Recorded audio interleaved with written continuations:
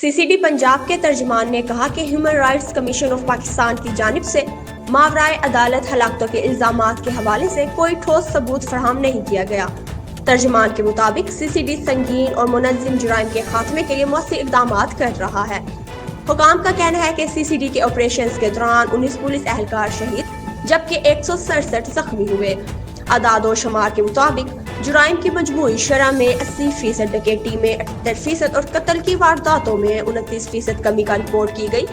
گھروں میں ڈکیٹی کے جرائم میں 80%، موٹر سائیکل چوری میں 59% اور گاڑی چھیننے کی وارداتوں میں 50% کمی آئی، جبکہ ڈکیٹی کے دوران ریپ کے واقعات کا خاتمہ ہو چکا ہے۔ ترجمان نے واضح کیا کہ سی سی ڈی آئین پاکستان، پولیس آرڈر 2002 اور دیگر فوجداری قوانین کے تحت کام کرتا ہے اور طاقت کا استعمال صرف قانونی دائرے میں کیا جاتا ہے۔ ادارے میں خود احتسابی کا مؤثر نظام موجود ہے اور اختیارات کے ناجائز استعمال پر سخت کارروائی عمل میں لائی جاتی ہے۔